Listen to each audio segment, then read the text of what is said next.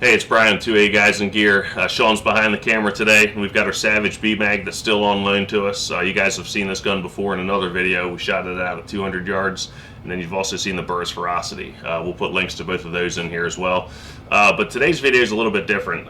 Savage recently had a recall on this rifle, and what the problem is that people are having is when you close the bolt, it will actually disengage the safety. So, and you can see it here. This gun is actually does not have that exact problem, but it's pretty darn close. So as you can see, as the bolt goes forward, it doesn't actually catch the safety and push it forward, but it's sitting right there, and there's literally absolutely zero clearance in between the bolt handle and the safety. So what would happen is if you're pushing the bolt forward, as it goes forward and down, your safety would also get pushed forward, and then at that point you have a rifle that's loaded, safety's off, and you may think that the safety's on and it's not.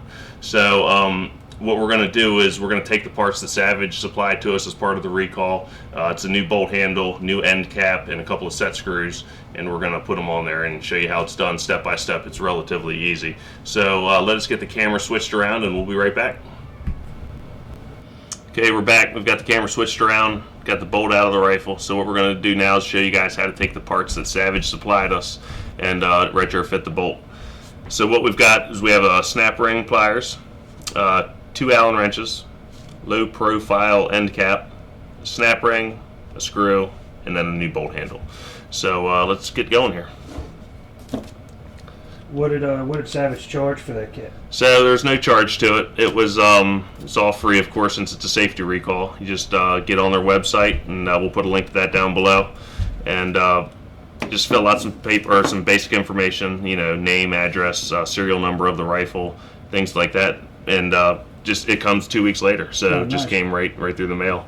So, so once you get that end cap off, it's pretty basic. After that, you take your snap ring pliers and you're going to pull this snap ring out. If I can get it in there. Take that and set it to the side. Now what we're going to do is we're going to switch Allens here. I'm not a big fan of those L's that they send you, so I'm just using my driver tool here. Take this out.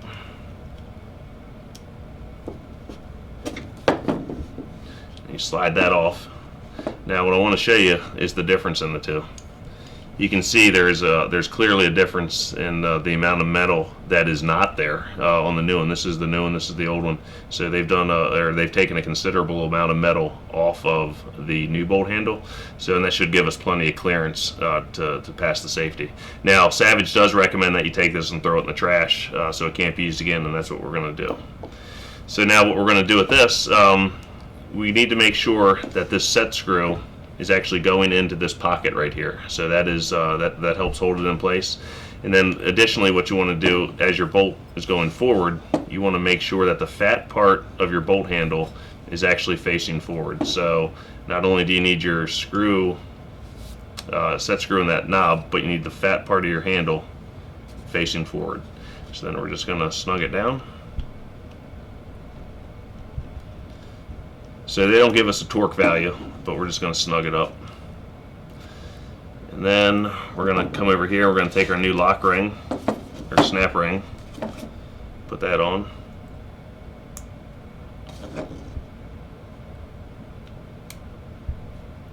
Oops, just like that. Get that in there, and then we're going to take our new end cap. Make sure this is all lined up. Yep, that's good. It's just a piece of plastic, so just snug it up, hand tight. I don't want to break it. And that's it. So it's pretty basic. It literally took us longer to shoot the video than it did to actually do the modification. So it's pretty simple. So we'll get the camera switched around again, put this back in the rifle, and see how it does.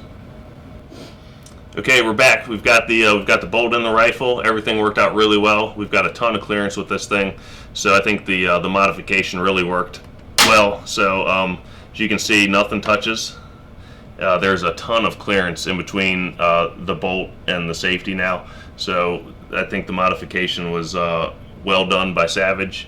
So what I highly recommend, if anybody has the Savage B-Mag go on their website, check your serial number versus the serial numbers that are affected with this recall, and get the part if you need to. You know, it's free. It takes about 2 weeks to come in the mail, and it's like 3 or 4 minutes to replace it. So it's not a big deal.